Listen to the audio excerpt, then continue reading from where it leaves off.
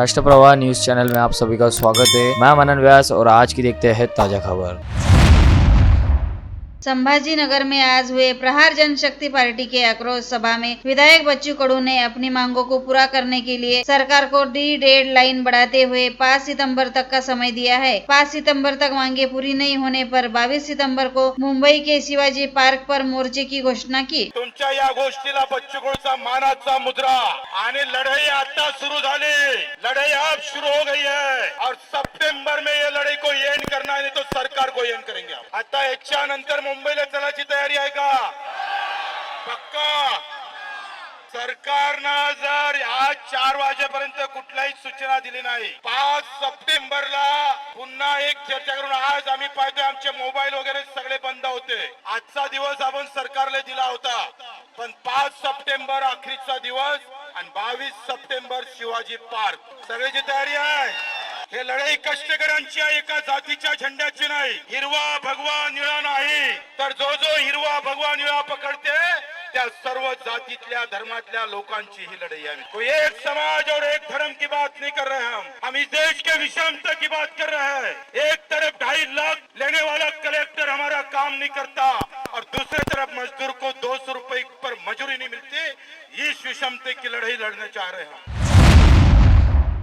बुधवार रात 9 बजे शहर में अपराध शाखा 1 ने पेट्रोलिंग करते हुए अमरावती MIDC परिसर में प्लॉट नंबर E26 कारखाने पर धाड़ मारकर नकली देशी दारू बनाने के साहित्य सहित 3 आरोपियों को गिरफ्तार किया। गिरफ्तार आरोपियों में 42 वर्षीय मोतीनगर बगीचा निवासी हर्षवर्धन रमेश सपका, 43 वर्षीय गणपति नगर निवासी सागर सुरेश तिवारी, 24 वर्षीय गली नंबर 9 किरण नगर निवासी योगेश विकास प्रधान को पुलिस ने गिरफ्तार किया। ये तीनों नकली देशी शराब बॉम्बी संतरा टैंगो 5 कंपनी की नकली शराब की निर्मित करते हुए रंगे हाथ पकड़े गए। आरोपी अपना नकली माल अपनी इको स्पोर्ट्स कार MS35P 5919 से अमरावती जिले के अवैध दारू विक्रेताओं को बेच रहे थे। आरोपियों से जब्त माल की कीमत 10 लाख बताई जा रही है। संध्याकाळी आपल्या क्राइम युनिट 1चे अधिकारी जाधव आणि त्यांच्या सर्व टीमला जी गोपनीय माहिती मिळाली, त्याच्यानंतर त्या माहितीच्या आधारे त्यांनी DCP क्राईम आमच्या हेडक्वार्टर आणि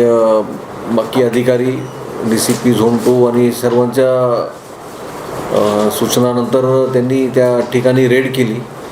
MIDC मध्ये जे एक अबॅन्डन टाईपची फॅक्टरी आहे, म्हणजे जी जुनी आहे फॅक्टरी बंद पडलेली, ती त्या फॅक्टरीच्या संबंधित मालकांनी या व्यक्तींना दिलेली आहे भाड्याने, असं समजते प्राथमिक माहिती।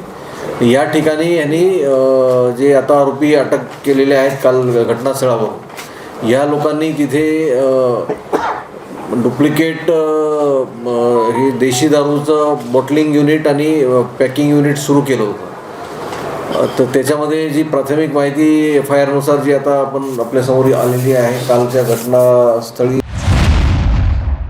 महाराष्ट्र राज्य बिना अनुदानित शालाकृति समिति की ओर से शिक्षण उपसंचालक कार्यालय के सामने जारी आंदोलन में ढोल बजाओ आंदोलन किया गया। अंशतः अनुदानित शालाओं को 100% अनुदान तथा सेवा संरक्षण की मांग को लेकर 1 अगस्त से ठिया आंदोलन शुरू है। सरकार ने 20% अनुदान बढ़ाने के लिए तुरंत GR निकालने की मांग आंदोलनकारियों ने की। आमच्या महाराष्ट्र राज्य कायम अनुदानित शाळा कृती समितीच्या वतीने 1 ऑगस्ट पासून आंदोलन आम्ही करीत आहोत।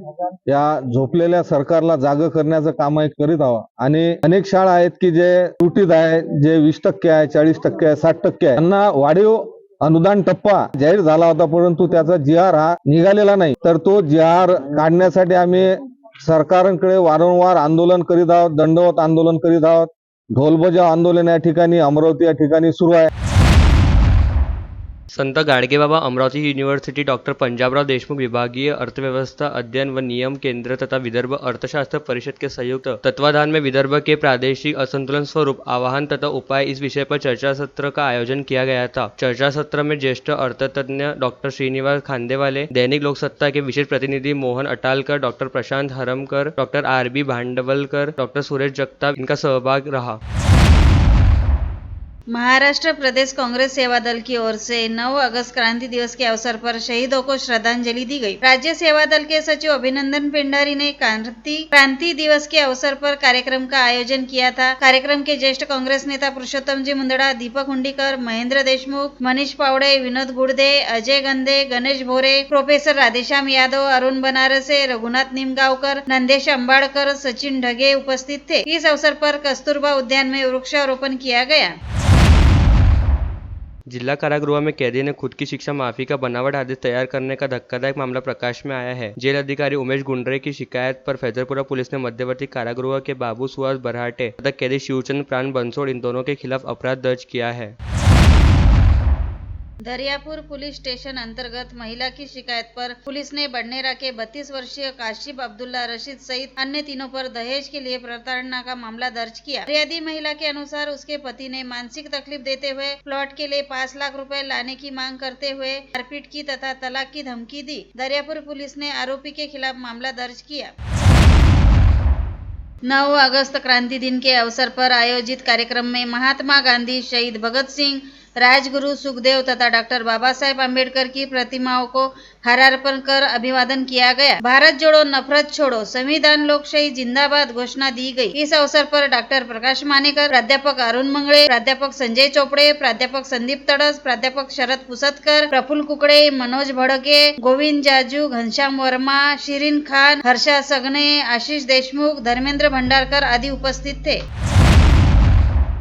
स्थानीय मारुति नगर निवासी लक्ष्मी राजू तेलंगीन की महाराष्ट्र में खुले प्रवर्ग से पीएसआई बनने पर पूर्व विधायक ज्ञानेश्वर धाने पाटिल ने उनका सत्कार किया। इस अवसर पर सुनील राउत, सागर माहुलकर, राजू तेलंग, सुरेश चौधरी, ऋषिकेश काकड़े, जयंत गोरले सहित मारुति नगर के नागरिकगण उपस्थित थे।